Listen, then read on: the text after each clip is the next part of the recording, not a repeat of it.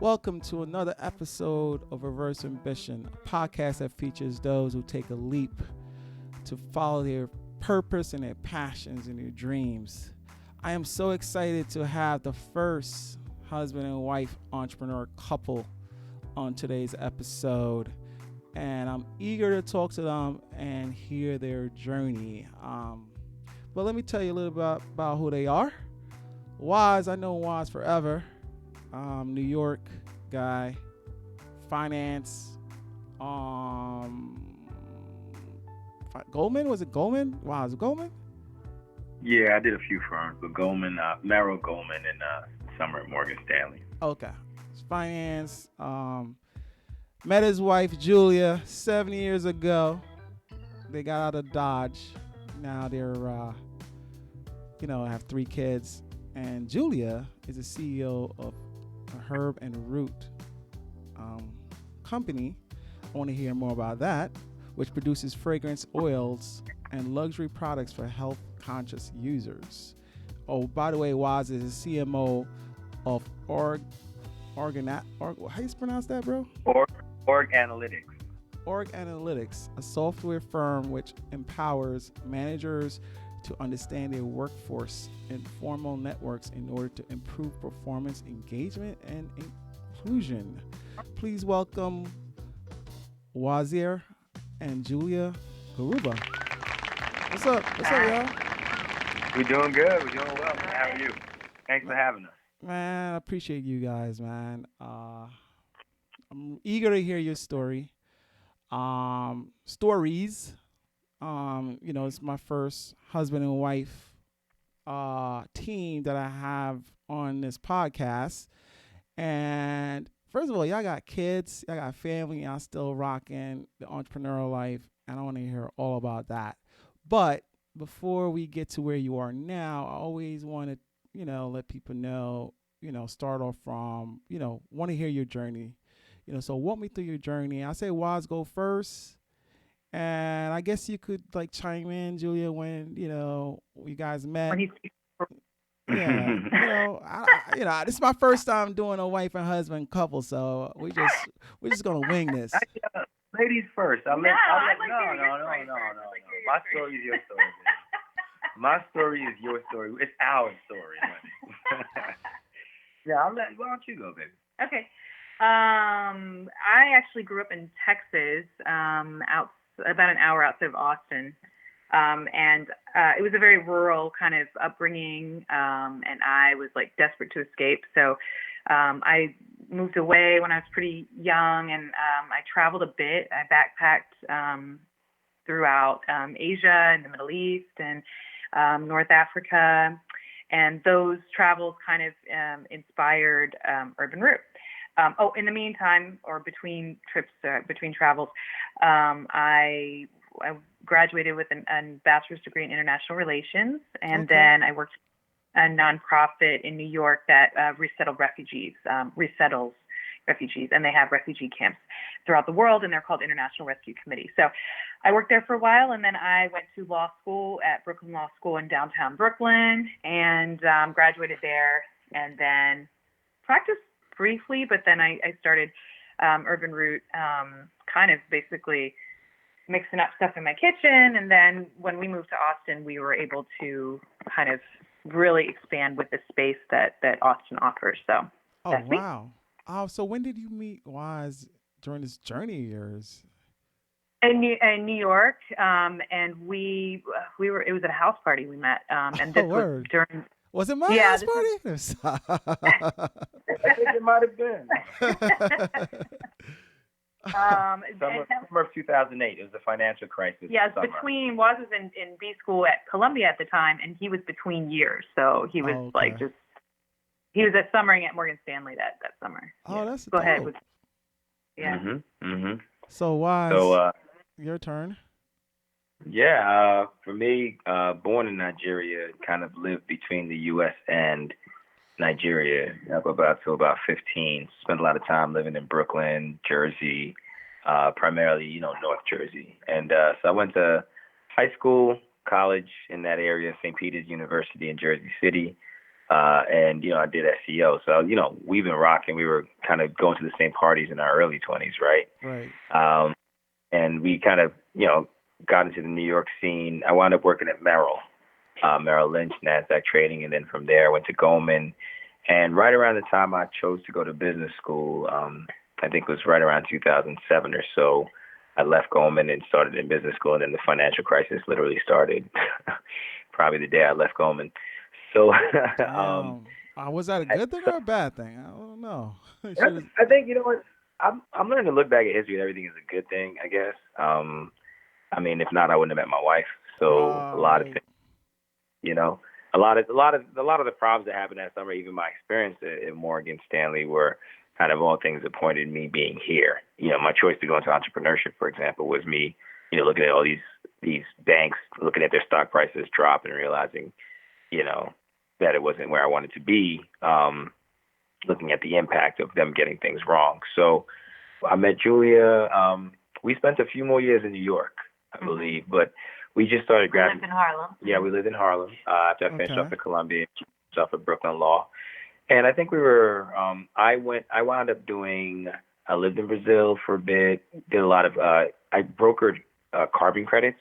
I got into the environmental credit space. Structuring all kinds of exotic securities around natural resources. Mm-hmm. And then I went investment banking, like renewable energy investment banking, right before we left.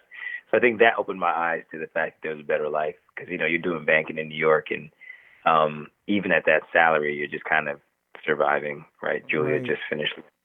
Yeah, I was like, well, what are we doing? I think at that point, I was like, I've done enough models. Let's see where we started running models. See, like I would do like the financial side and she'd do like the legal side of where else could we live that would allow us to. No, I was just basically like, if we're gonna have kids, I don't want to have them in a one-bedroom, six-floor walk-up, Wow. schlep Wait in, a second. roller into the subway. I just don't have the energy for that, and I'm glad now, looking back, that we did that because we had twins. Oh Yeah. We had wow. 3 kids. We had 3 kids in a period of like 2.5 years. Yeah. So we were like, we had a toddler, and then I had twins like 18 months later, and so we have been just exhausted basically. And if I was doing that on the subway, I would probably be a hard person to deal with. So Yeah. you guys had kids in New York, or was it in? In Austin. In No, Austin. we moved to Austin partially because I was like, I don't want to have kids like in that like very kind of stressful, high-paced environment because I felt like my own sanity, I needed to be somewhere a little bit slower and quieter while I had young children, Mhm. So Yeah, how was so- that? Oh, go ahead, Waz. No, I'm listening now. It was that we just weighed a lot of variables about where we want to be. Where could we afford for one of us to build a business, if not both of us? So you guys And I had think- entrepreneurship, intentions out the gate when you guys were making these plans. Absolutely. Oh yeah. Yeah. Okay. Well, prior to going into banking, I had a chance to look at a job offer out in Las Vegas, working for the person who founded Zappos. I was working on something called the Downtown Project, and so while I was out there, it was like living in a building and just being around entrepreneurs all the time, right? And so when I got back to New York, I think we got bitten by the bug, and Julie was trying out. She had a lot of business ideas. I mean, the kolaches, the shoes, they're just things that she would come up with. She's very creative. She's always making things. So she started making soaps for us, and that evolved into,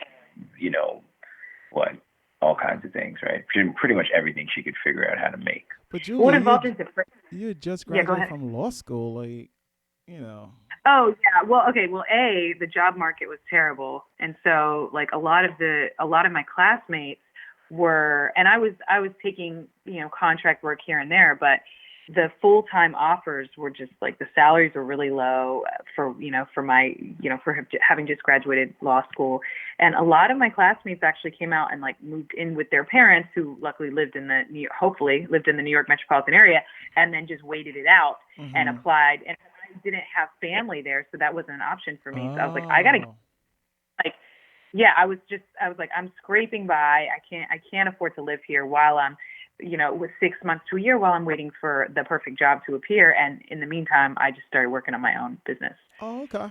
Got it. So you guys did, your plans, decided to take that leap and move to Austin. Yep. How was that transition? You know, picking up everything, leaving New York behind, and just like That's great. Sorry. We put everything in a van in like the pouring rain. Whatever didn't fit in the van, we just. Everything that didn't fit on the van was on 149th Street, 148th Street. wow. Just out, yeah. If it didn't fit in the van, it just It didn't was go. There were shoes out there in the rain, just, and we drove, and we were like, let's just get to Jersey tonight. Oh wow. Wow. One day we just packed up, the lease is over, we were like, listen, it's a wrap.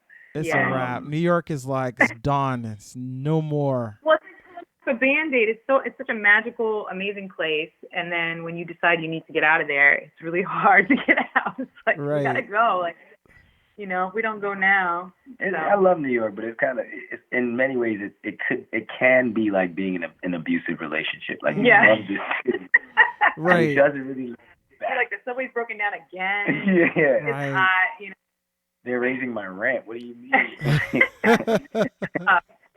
hard living. Taxes going up. So yeah, all of that. We just realized, I think that for us, Austin is the, you look at the calculations, like where do we have the runway to start a business? Where can we wake up in the morning and not be miserable about our financial situation as we take this leap into entrepreneurship, which is terrifying enough as is, Right. right? Why try it in one of the most expensive cities in the world when you can go and think about it deeply somewhere else? Right. I mean, like a lot of this philosophically is like, let's go somewhere where this is starting to pop. And when we got to Austin, I mean, 6 years ago, I mean, Austin has changed. Yeah, and it was in the midst of that change when we moved here. It was it had already doubled in size, I believe, from what it had been 10 years earlier. So it's rapidly growing and becoming kind of an alternative to Silicon Valley because the high cost of living there for a lot of people, no state tax. So well, California has good weather too, but yeah. So you guys moved to Austin at the right time. It sounds like. We feel like that, yeah. Yeah. It was the right time for us, and I think it was a good time in Austin. I think for the next 10 years, there really is no wrong time. Austin's still got there's still a lot of room for this city. A lot of room for growth too. And it's not New York, and so by that I mean it's not an international metropolitan city yet. It might be. It's later. diverse in some ways, thought-wise, but not necessarily demographically. It's not, yeah. At least not but yet. at the same time, not yet. Not yet. Absolutely, not yet is the right way to frame it. Mm-hmm. And but what is fascinating about it is I think it's probably one of the smartest cities I've ever lived in. I mean, I've met more PhDs and NASA scientists, and just walking down the street, just like super duper smart people. I mean, we've got UT here, 50,000 students or so. I mean, so this place has been generating, some of the smartest people in Texas for as long as it's been out there. And many of them, choose to stay. Right. So it's surprisingly smart, surprisingly adaptive. And it is weird because you're just going to see everything. It's like a mini New York in that sense.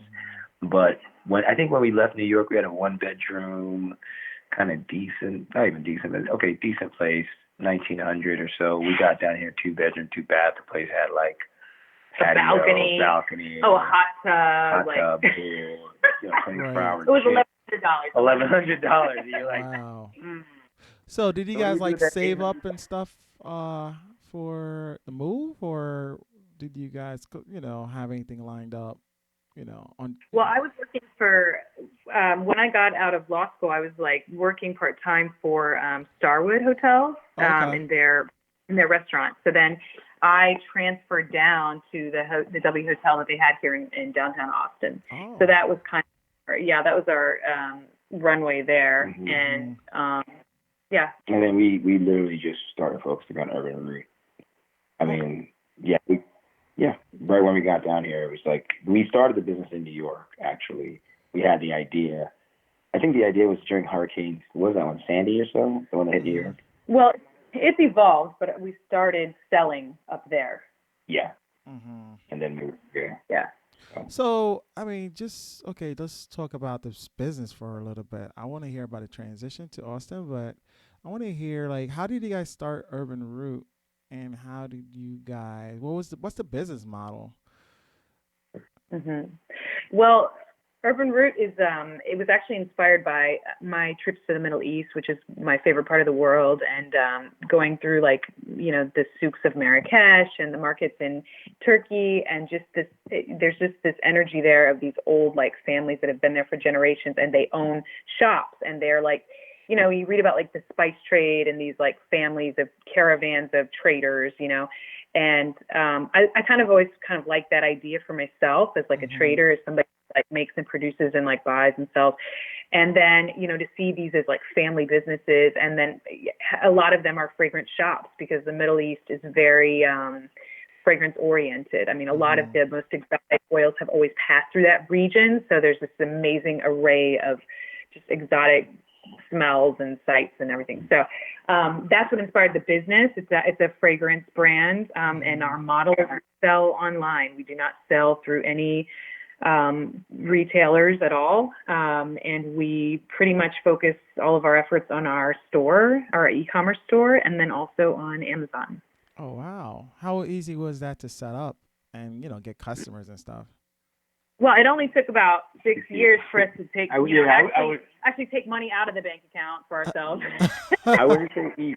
I think that in many ways, you could go fast alone, or you could go further together, kind of thing. We've taken an approach of we started the business partly with the advice of one of my mentors who said, "Hey, your wife has some great ideas. Focus on her product business. You're moving to a new town. You know nobody. You're kind of a service type of person. Support me in there." And so we've pivoted. We've gone through some iterations from soaps to salves into the fragrance side of things. And we've really kind of found some spectacular products. We've been actually in the Rob Vice's box, and, really found some products that resonated with the audience. Well, it's been the learning, right? So learning how to manage your own store and get on Amazon, and we've had to learn Adobe and doing our own accounting and shipping and handling and ordering boxes from China and pitching. And yeah, because we do everything. So wow. So we said we meaning you and Waz, or do you guys have a team? No, me and Waz. Wow. You guys been doing this for 6 years. Yeah. Yeah, almost 7. Almost 7. 3 kids and 2 businesses. I know, and I was about to ask you, like, how the hell y'all end up have time to have kids in between building a business? It's been a grind, real grind. Wow. I mean, think about it. You guys are entrepreneurs. Y'all don't have benefits. Y'all don't have, a security blanket, a weekly check, and you guys. I mean, Austin is that cheap of a living. Where you guys are like, we could wing it. We could have 2 kids. No, it's stressful. It's definitely stressful. We've been blessed. I mean, we've never gone to bed hungry. I think the Lord's provided in that sense, but it's stressful. That said, we've also, not to say we're sitting on the sidelines, but we've seen a lot of our friends, in the big city with the corporate jobs. And, if you look at our lives over the last 7 years, there's always been progress, right? For us to get knocked back at this point, we'd have to do something, like you can't fire us from our businesses. Yeah, that's the kind of thing. Like, what most people have they been at their job for 7 years, like a lot of people don't feel secure in the job that they have. So I'm not really sure that there's a lot of security in a job. So for us, this is like, it's definitely a mindset thing. Like, I think you have to turn your mind, you got to turn your mind away from fear, away from like, fear of failure, fear of not being able to pay the bills, things like that. And that takes a long time just to change your mind about anything and to get your mind right. But if you can overcome that fear, you can be productive. And the truth is, your worst fears never come to fruition. So you're just worried and not getting your work done, basically. Yeah. Wow. And I mean, it's made it. We've gotten to work together. I think it's kind of amazing to support your spouse on something where you have a true responsibility. Similarly, it does cause fights and it is stressful, but at the end of the day, we can leave this to our families. So I think the most beautiful thing of it is that, like, we're not doing this for, like, we've given up vacations, we've given up a lot of things, but we're not like going to go out and buy a fancy car if we do well. Like, it's, we're doing this to create something for the long run. Our kids they try to help. Right. How old are your kids now? We have a 4-year-old. 4 and 2.5. The twins are 2.5. Wow. Trouble. Mischief and Mischief Mayhem. and Mayhem. Yeah. And you We have guys, a boy. you guys like work from home, or do you guys have like a offsite office or? I have like an offsite I use sometimes, but we work from home generally. Yeah, I Wow. mostly work from home. I mean, I do most because I don't really have to be available a lot of the time. Like, I have like a 1-800 number on my website, but for the most part, like I just make sure the marketing is done and the products are out, and that's it. So I do a lot of my work at night. So we just kind of trade shifts. Wow. Okay, so you take Yeah. care of the kids during the day, and then you tackle entrepreneurship at night. Yeah, I didn't know what kind of mom I was going to be, but then when I had my kids, I was like, I cannot be separated from them, and not like I'm like with them all. Right. Of course they drive me crazy, but like I just didn't. I wanted to be able to have like a hand in the way they were coming up. Like I wanted to Mhm. see them, know them really well, and so it was. It's definitely been a more difficult route to have them with me all the time, but I think that it was meant to be that way. All right. So, Waz, what do you do, bro? I'm just seem Well, like Julia's doing all the work, taking care of the kids, running the business, filling she orders, had doing she the would have me. marketing. Um, I used my MBA early on to set us on the right path. I like to say that. Mhm. But no, I actually so when we got here, I started running Harlem Labs. So we're actually back at Columbia Business School. I started running Harlem Labs, and I've been helping small business owners. So by the time my wife came to talk to me about what she was doing, I was already helping other folks with their businesses. Mhm. I've worked with various businesses, everything from the Downtown Project to a mattress company when I got down here. So I learned Facebook marketing. I worked for a mattress company, did a $500,000 in sales for them, and I Mm. helped from business school. They did a Kickstart. They had an Indiegogo launch, and they ran their business. I did 140,000 on Indiegogo, and then helped them market on their. I managed their Facebook, took them to I think the $2 million so mark. After that, I started to kind of help businesses really just grow, right? So I've worked Mhm. with Me and the Bees. I've worked with Maggie Louise Confections. I've worked with Hate Stains. I work with a plastic surgeon. Really, a lot of that, some of it on Facebook. Over time, I've kind of bounced, across the entire digital marketing sphere of just, doing the LinkedIn, doing the Pinterest, doing the Adobe Photoshop work, and everything, that, you should be able to do to run a business. I've kind of played every role from CEO to CTO to whatever. Mhm. A friend of mine, I just helped him build a water quality business. So I built the actual technology, helped him raise, and now the business is at about 4 million. I still have my equity stake. Again, I haven't gotten paid out because I have a lot of equity in my wife's business and Mhm. friends' business. But I primarily have served minority and female businesses. So none of the businesses I've been with has found it easy to raise money. Mhm. uh, Nevertheless, all of that I say because of Harlem Labs, I wound up meeting the CEO of Organalytics. Organalytics is a software company. Very blessed to have met them. CEO is an amazing. The CEO is Shweta Pai. She's amazing. She has this vision, and that's essentially using technology to improve relationships within companies, within the informal networks. And so what we do is we use like active means, which basically is surveys, questionnaires to engage businesses and find out the key relationships that matter. By seeing that, we can see who's influential, we can see who's inclusive, we can see who says a roadblock to engagement. All those things are very visible. It looks like one of those maps that Sherlock Holmes would make with like pictures of people and then lines between them. Mhm. But once you learn how to read that, we're able to essentially help engage the entire organization by whether by individual or by group to address issues in either performance or diversity issues, right? We can know if you have enough, a male to female ratio balance, or if you have an LGBTQ or male, whatever. So with all of this information that we have, I'm blessed. We just signed a partnership agreement with Harvard Business Publishing. They're the folks who put Wow. out Harvard Okay. Business. Yeah, and we are looking to bring on board. The company's already worked with Barclays, Stanley, Black and Decker, some notable names. But we're really trying to take this technology into organizations where there's a lot of complexity, knowledge workers and the like, to bring to them the relevant material and trainings, et cetera, to help them improve, right? It's just making better managers by understanding the team dynamic. And so I took that role on just earlier this summer. We actually just sent the contract out for my first close today. Okay. And so we're closing clients on like a 1-year basis. It's a good price ticket.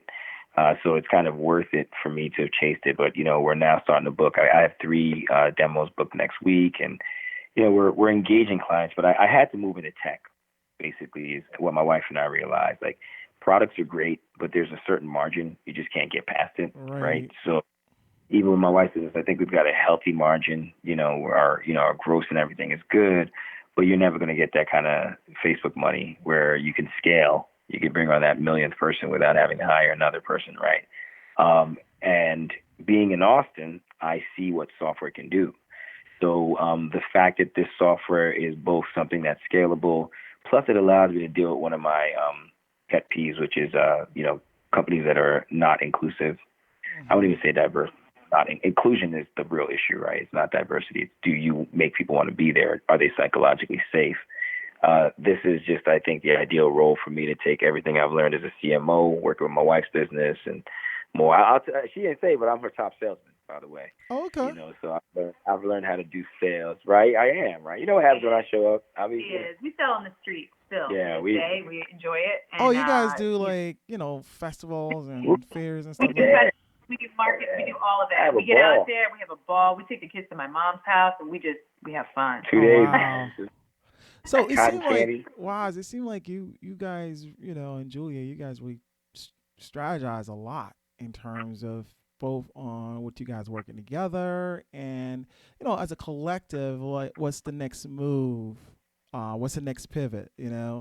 How, what's that conversation like? I mean, is it something that you guys do like naturally or mindfully, or is it something you guys talk about business every day and it's in every day, right? So like it's almost imagine like the funny thing to me is like we have boardroom meetings as we're falling asleep.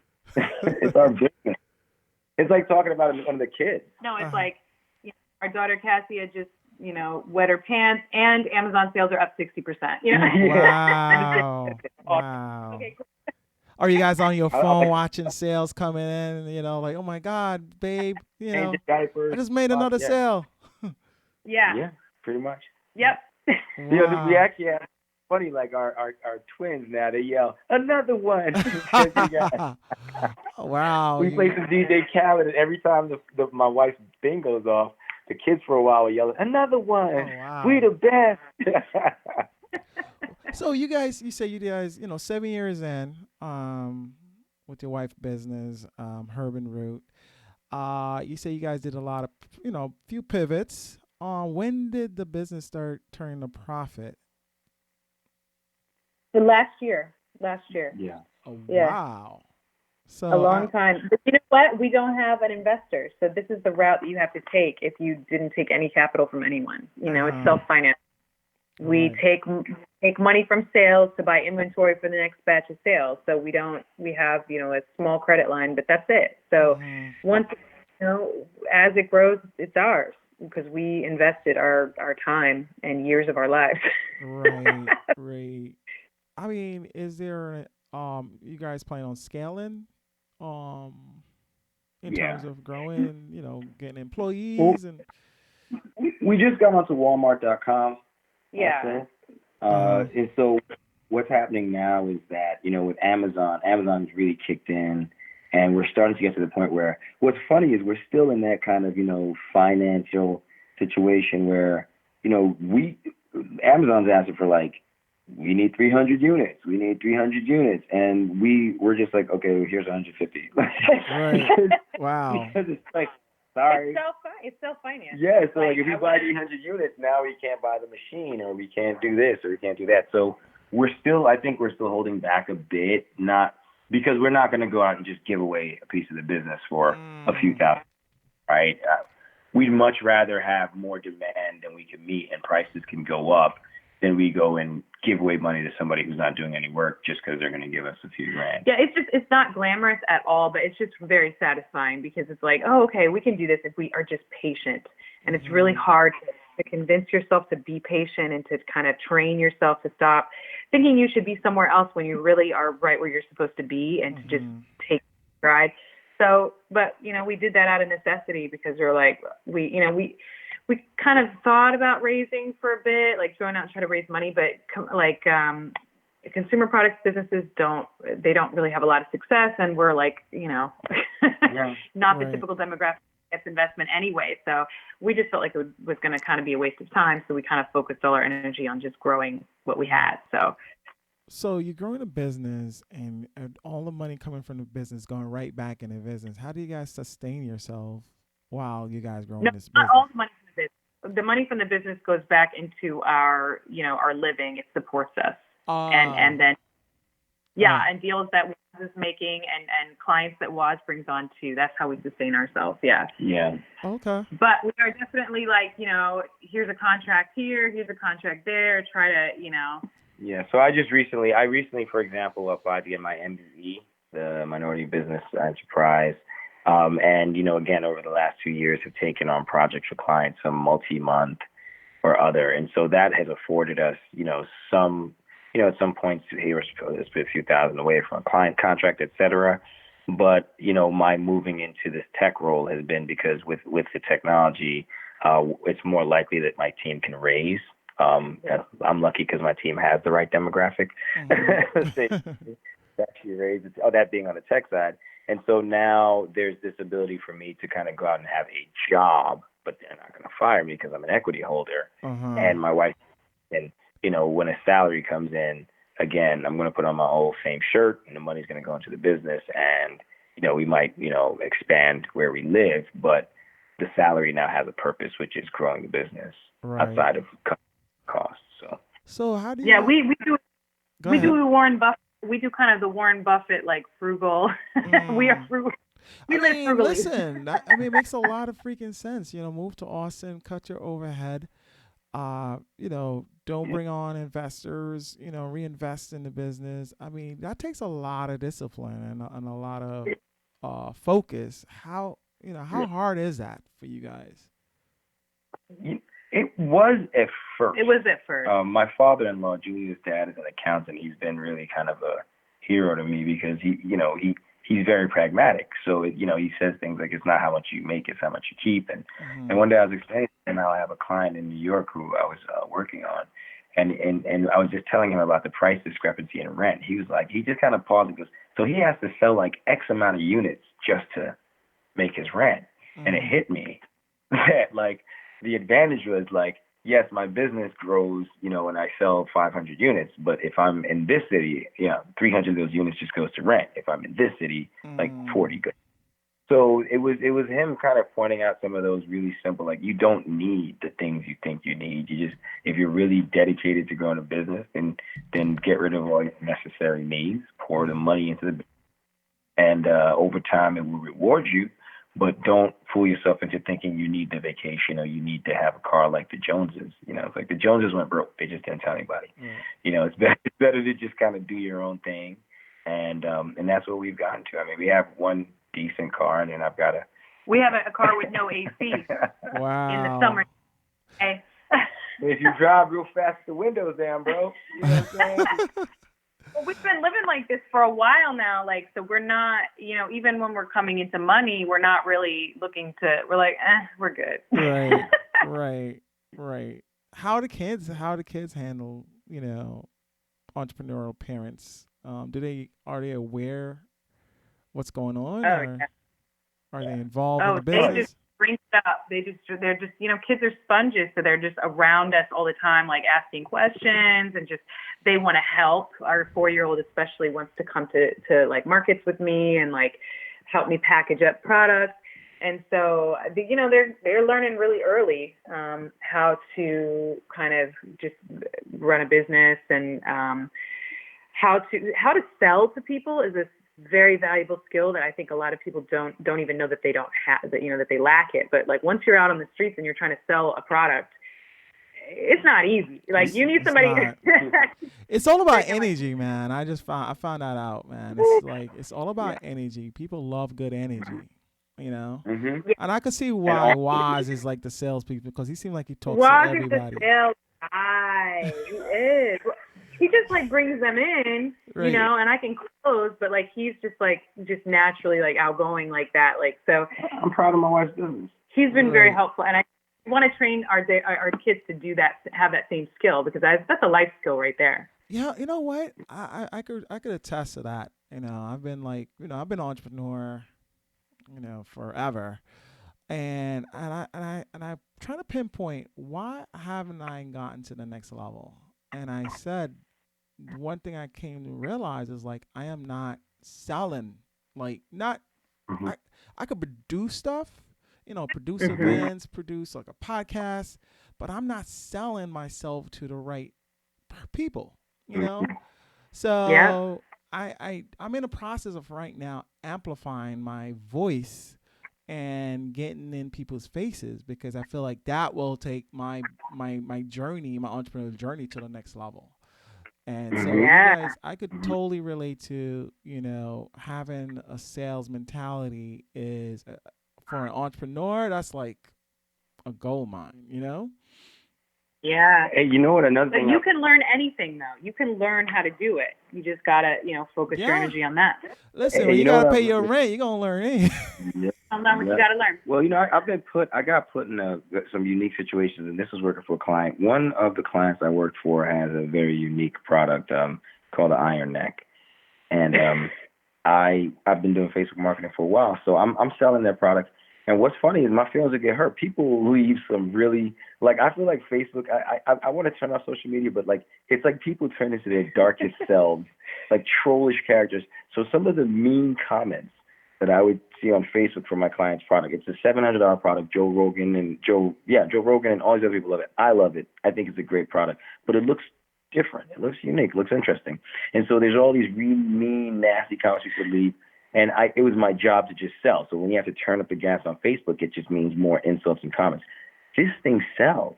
Mm-hmm. And I realized that people who know it works care. And so that means you just have to shut out all of the people Haters, that don't matter. Yeah, you the just got to shut them trolls, out like that. Yeah, I had to go just run up and say, sell to the wolves, not the dogs. I learned to do it digitally. It's kind of like, sell to the no, wolves and not the dog. That's dope. yeah, just don't waste your time being mad. Don't try to impress the people that don't like it. If you're making $8,000 a day from of the 360 million Americans out there, if 10 of them buy your product, you make $1,000. Just sell to them. Mm-hmm. Don't worry about everybody else.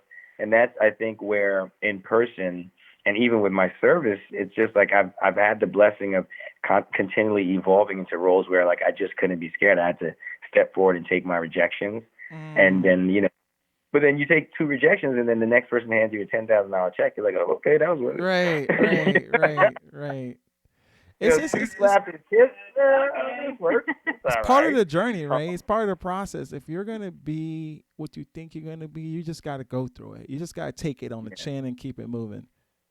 Yep. Yep. Take your lumps, and at the end is a golden bowl of whatever it is you're looking for in life. Right. But that's just everything that we've read in the books about how hard it is, and how sometimes you just have to step into the void with the faith and all the pain and belief. It's true. Yeah. Like you'll never know if it works unless you go out there and get your rejection, and not everyone's going to like it. Yeah.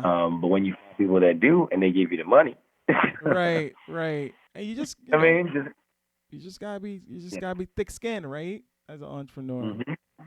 thick Yeah. skin and keep Yeah. keep it going. So Yeah.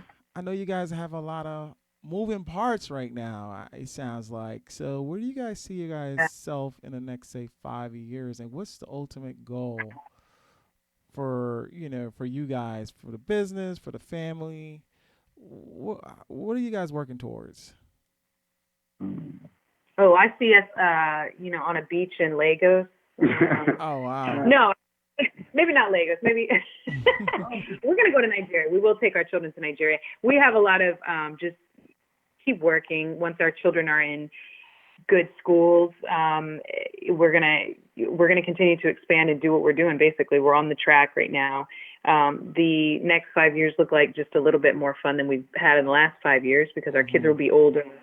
they'll be, engaged in whatever they're doing. But then we're going to take, a little bit more vacations and, have a little bit more time together. Well, we have a lot of time together, but non-working time together, and just kind of try to enjoy this freedom, because that's why we pursued this, was for the freedom of it. And I didn't want to be geographically limited. I didn't want to be financially limited, so that this was the only option. So we're going to just start enjoying those fruits in the next 5 years. And I mean, I'm planning on keeping doing what I'm doing. I would like to actually eventually get into more media production, like blogging and videos, and I learned a little video editing, and I've always loved to write. So I'd like to get more into content as like a business itself in the next probably 5 years, and maybe launch something else in addition. But I'm very passionate about Urban Root as well. So I'm, keep on keeping on. Everything she said about I agree. Well, you said you guys are going to enjoy each other more. Has, entrepreneurship take a toll on the relationship at all, or has it made it stronger? A little of both. I mean, I think all couples go through whatever trials they have, and I think if we were both working and we had that lifestyle, I think we'd have a whole nother set of problems. So I don't think that we have more problems than any other couple because we work kind of in this way. And I think it has definitely fortified our relationship. I think that we depend on each other in more ways than just, a normal husband and wife do. So our lives are totally intertwined, and, our children are also a part of that. So right. I think it's, yeah.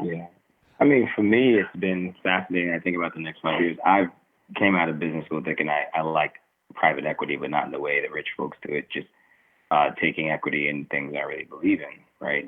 Where my wife's business has been close to the heart. It's really working with great people who have what it takes to build something. Like I said to my brother earlier today, there's the creator and there's the administrator. In certain cases you can be one, but definitely not both.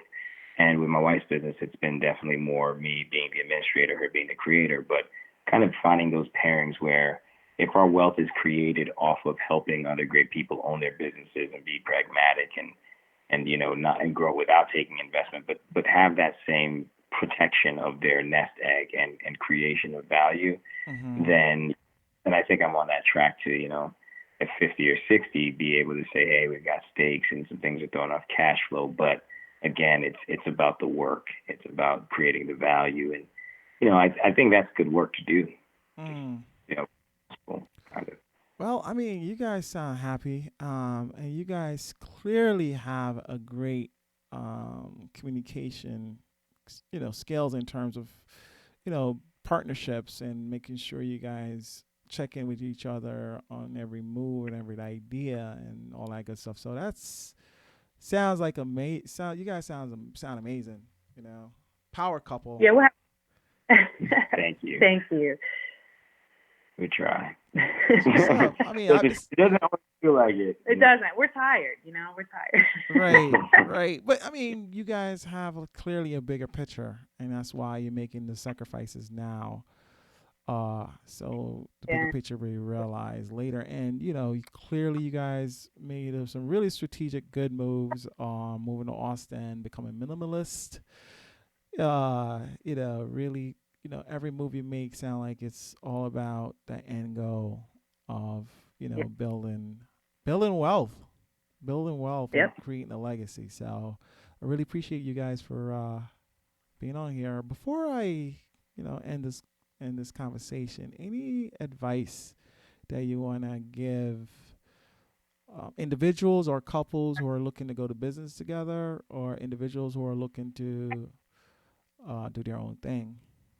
In terms of how to go about it, any gems that you guys have learned in the past 7 years that you guys want to share? I've studied. I would say study the other folks that have done this, right? I look at Bill and Melinda Gates. I look at so many couples that work together and are still working together to build something great. We get more time together to build that value, right? Because we get to talk about it at midnight and 7 a.m. And so I feel like for those who choose to do this, like support each other, I think that great things can be made when two people who care about each other say, I want to make your dream come true and you want to make my dream come true. That you can't beat that. Like you can't, your favorite person at work, you're not going to be sitting in the room with them at midnight. Right. So you get that kind of time in. But at the same time, like have a goal that rewards you guys. Like our vision with having 3 kids during this period was hard, but we know that when we're older and we're retired, et cetera, we're not going to forego kids for wealth. Mm-hmm. We won't have what we leave behind, but there will be very, very tough spots, and you just have to be very easy on each other because it's an almost insane thing to do to even be an entrepreneur. Most people don't, so a lot of forgiving yourselves individually and together, I think, while you kind of stare at the stars who've actually done it right, is my advice. Well, based on our conversation, it's funny because we always look at a relationship on the surface level. Oh my God, you guys are happy together, you guys smiling, but this is like you guys are showing love in a more deeper way because starting a business, operating a business, having 3 kids, and you guys still sound excited about everything that you guys are doing is, to me is unique. I don't come across you guys often, so you guys got something going strong. So keep it going. Thank you. Thank you very much, Kelsey. We appreciate it. Thank you for having us on here. Thank you for your time. This is, no worries. Thank you. You made us forget about ourselves. Yeah. Man. We needed this right now. Listen, you guys have a lot to offer the world. I mean, Julia said you want to start that content creation, that media thing. You guys have a lot of content that only you guys could share with the world. So, think about it from that direction because I picked up on a few things. I'm like, wow, I don't get what you guys are, doing everywhere. So keep that in mind. Thank you. Appreciate it. All right. Thank you for staying up late to have this call with us. We appreciate it. Let us know anything we can do to help. And we're going to have to send you one of my wife's new special, the spice cocoa glaze. Spice cocoa glaze. Oh, by the way, your wife's company website, it's herbandroot.com. Yeah, it's better if you say herb actually because then it's kind of a play on words, but it's HERBANDROOT.com. And on Amazon, it's amazon.com/urbanroot. So spelled the same way. Are you guys on social media as well? Oh yeah. I'm on all of Facebook and Instagram as Pinterest. Urban Root, and Pinterest. Oh, I love Pinterest. Yeah, as Urban Root as well. Okay, awesome. Well, I'll definitely check you guys out, and I'm sure our listeners will check you guys out as well. You guys have something amazing going, so keep it going. And thanks once again, and have a good night. Thank you. You too. Take care, Kel. Take care. It's been a pleasure. Bye. Thank you all for tuning into Reverse Ambition Podcast. It is really a pleasure sharing these amazing journeys with you. It may take some time for you to find your purpose and realize your dreams, or for your purpose and dreams to find you. When it happens, don't be afraid to pursue them. Be more afraid if you don't. Trust God, trust your journey, and most important, trust yourself, and it will all work out. Until next time, I am Kelsey Cooper, the Social Broker. Thanks again for listening.